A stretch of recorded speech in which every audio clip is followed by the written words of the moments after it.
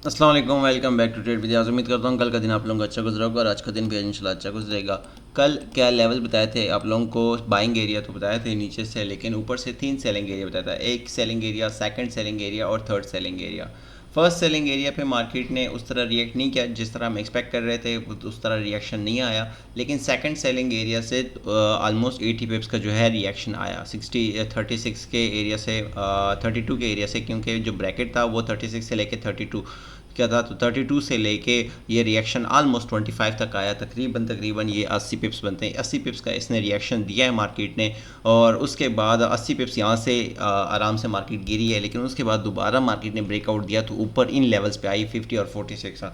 50 के पास जब आई, 46 के पास, तो मैंने प्रीमियम कम्युनिटी में भी बार बार यही जो मैसेज किया कि प्रीमियम में कि आप अपनी इन पोजीशंस को होल्ड रखें। मार्केट ने यहाँ से रिट्रेस करना है H4 के अकॉर्डिंग। फिलहाल मार्केट के पास यही रेजिस्टेंस है जहाँ से रिट्रेसमेंट रहती है, और एग्जैक्टली मार्केट ने उस एरिया से एक अच्छी रिट्रेसमेंट दी। थोड़ी सी ऊपर लिक्विडिटी उठाई और उसके बाद मार्केट ने एक अच्छी रिट्रेसमेंट दी 36 और 32 का एरिया, जहाँ से पहले ही थोड़ी सी सेल निकल चुकी थी, उस एरिया तक आके सपोर्ट लिया है करंटली मार्केट ने। ओवरऑल क्या सेटअप है, क्या सिनेरियो बन सकता है, वो डिस्कस कर लेते हैं। गोल्ड का करंटली 33.9 का है लेवल, और इन सारे लेवल्स को अगर हम थोड़ी देर के लिए डिलीट कर दें, कि इन लेवल्स को साइड पे कर दें, तो चार्ट को समझने की कोशिश करते हैं। H4 में पहले देख लें। H4 में क्या है कि H4 में मार्केट ने यहाँ पे चेंज ऑफ करेक्टर दिया है। ब्रेकअप स्ट्रक्चर जो है वो हो चुका है इस एरिया पे। इसको मैं रेड कलर से मेंशन कर देता हूँ कि यहाँ पे ब्रेकअप स्ट्रक्चर हो चुका है H4 में, इस एरिया में। तो यहाँ पे ब्रेकअप स्ट्रक्चर नीचे की तरफ होने के बाद मार्केट ने इन एरियाज़ में, मार्केट एक्सपेक्टेड था कि यहाँ से या फिर इन एरिया से या फिर इन एरिया से, 3 एरियाज़ होते हैं पॉइंट ऑफ इंटरेस्ट आपके पास जहाँ से आप सेल लेते हैं आफ्टर ब्रेकआउट। आफ्टर ब्रेकआउट आपके पास 3 रीज़न होते हैं। पहले एरिया जो होता है पॉइंट ऑफ इंटरेस्ट, वो होता है जहाँ से ब्रेकआउट होता है, एग्जैक्टली वही एरिया आपके पास होता है। सेकंड होता है ये जो ऊपर का एरिया जहाँ पे मार्केट ने पहले ही सपोर्ट लिया था और एक ऑर्डर ब्लॉक कैंडल भी बनी हुई थी, और इस एरिया से हमने भी ट्राई किया, 24 के एरिया से ट्राई किया, और एक्सट्रीम जो आपके पास फाइनल पॉइंट होता है, कॉल होता है, वो ऊपर मार्केट का डबल टॉप फॉर्मेशन होता है और वहाँ से सेल निकलने के चांसेस होती हैं।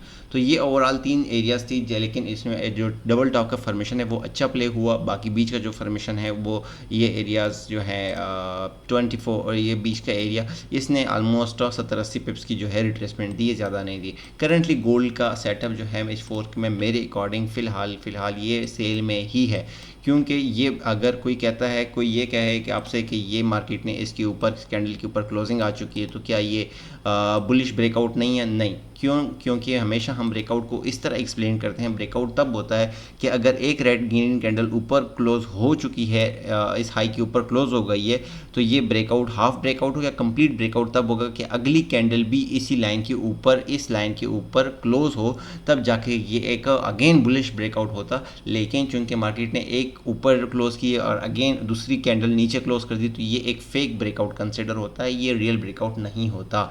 और मार्केट ने सेकंड ब्रेकआउट कोई कंफर्मेशन नहीं दी और नीचे गिरना शुरू हो गई। तो ओवरऑल जो स्ट्रक्चर है वो स्टिल बेरिश का ही है, ये माइंड में रखें।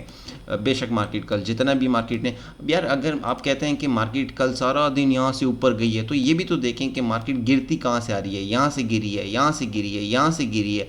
तो ऑब्वियसली जब इतना गिरी है तो थोड़ा सा रिट्रेसमेंट भी तो लेगी ना। गिरते वक्त तो आपको, अगर जब मार्केट गिर रही है तो उसके बाद रिट्रेसमेंट भी तो बनती है। अब रिट्रेसमेंट तो लेगी मार्केट, ऐसा तो नहीं है कि गिरती ही चली जाएगी, गिरती चली जाएगी। नहीं भाई, ये सोना है, गोल्ड है, ये कोई मजाक नहीं है कि सिर्फ गिरना ही आता है इसको। ये रिट्रेसमेंट भी लेगी ऊपर, अपने लेवल्स को देखिए। अच्छा, करंटली M30 में एक्सप्लेन कर लेता हूँ कि M30 में स्ट्रक्चर क्या चल रहा है। M30 के अकॉर्डिंग मार्केट इस वक्त कौन से वेव्स बना रही है। अच्छा, मार्केट ने ये एक लो लगाया, उसके बाद ये एक हाई, और फिर यहाँ से अगेन मार्केट ने रिट्रेसमेंट दी। ये यहाँ पे 2 कैंडल रिट्रेसमेंट पड़ी है, तो ये इसको भी काउंट करेंगे, क्योंकि रिट्रेसमेंट की डिफिनीशन जो कि मैंने आप लोगों को प्रीमियम, लड़कों को प्रीमियम में सिखाया था कि 2 कैंडल हो रिट्रेसमेंट होगी तो वो जाके इसमें आएगी। वो यहाँ पे भी फॉल कर रहा है, वो यहाँ पे भी फॉल कर रहा है, यहाँ पे फॉल नहीं कर रहा, तो यहाँ पे ये एरिया।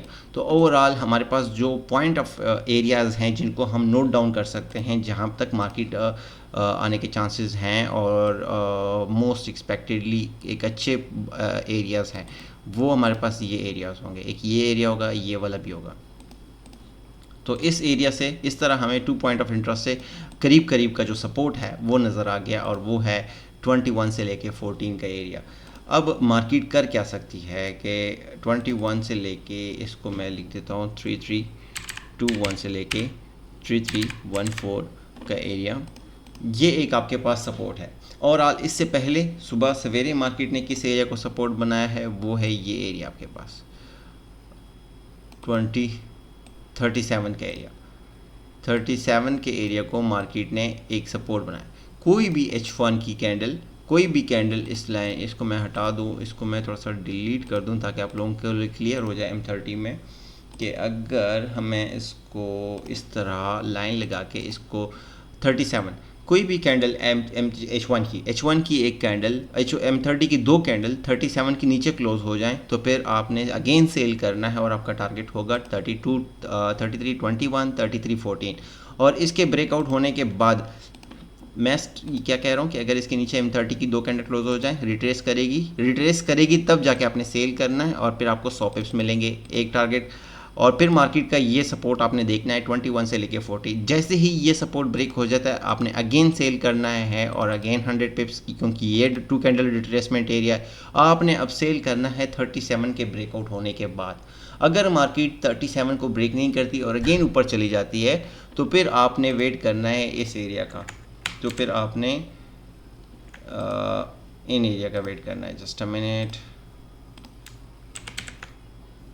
तो आपने वेट करना है इन एरियाज़ का कि अगर मार्केट इन केस मार्केट ऊपर इस एरिया को ब्रेक नहीं करती, 37 को ब्रेक नहीं करती, तो फिर आपने वेट करना है 3358, 3354, 54 की जगह 53, 3358 से लेके 53 का जो एरिया है इनका आपने वेट करना है और फिर आपने वहाँ से सेल करना है। तो आपके पास सेलिंग के कौन से लेवल्स हैं? एक लेवल ये है कि 37 को ब्रेक करे, M30 की दो कैंडल नीचे क्लोज हों, उसके बाद आपने इसकी रिट्रेसमेंट वापस रिट्रेस करता है 37 पे आपने सेल करना है, 100 पिप्स आपको मिल जाएंगे।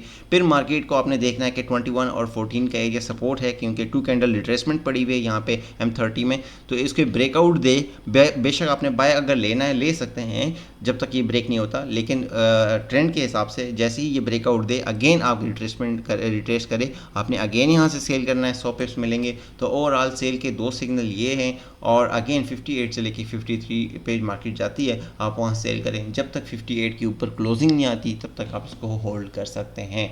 और H4 में अगर देखनी है तो H4 में जैसे कि मैंने बताया कि जब तक इस लाइन के ऊपर 50 के ऊपर H4 की क्लोजिंग नहीं आती तब तक आप सेलिंग में रहें। 50 के ऊपर जब तक क्लोजिंग नहीं आती H4 की, इस 50 की फिगर के ऊपर कोई H4 की कैंडल क्लोज नहीं होती तब तक आपने सिर्फ सेलिंग ही देखनी है। 50 के ऊपर H4 की क्लोजिंग आ गई तो आपने कन्फर्मेशन का वेट करके बाय करना है, फिर सेलिंग नहीं करनी। तो ओवरऑल कंप्लीटली सेलिंग है जब तक 50 के नीचे है, लेकिन कंप्लीट सेलिंग का मतलब ये भी नहीं कि ब्लाइंड सेलिंग कहीं से भी बैठ जाओ, ब्लाइंड सेलिंग नहीं है। सेलिंग ये है कि आपने यहाँ से सेलेक्टिव की, इसके ब्रेकआउट होने के बाद यहाँ से रिट्रेस करने पे से ब्रेकआउट करने के बाद जैसे रिट्रेस करता है आपने अगेन सेलिंग की, फिर ये सपोर्ट है नीचे का, बाहिर ये सपोर्ट नज़र आ रहा है 21 से 14 का एरिया, जैसे ही ब्रेक करता है आपने अगेन इसके नीचे से सेलिंग करनी है। तो ओवरऑल आपने सेलिंग ही करनी है। बाकी उम्मीद करता हूँ आपका दिन अच्छा रहे, क्लोजिंग अच्छी हो, प्रॉफिटेबल हो। Wish you best of luck.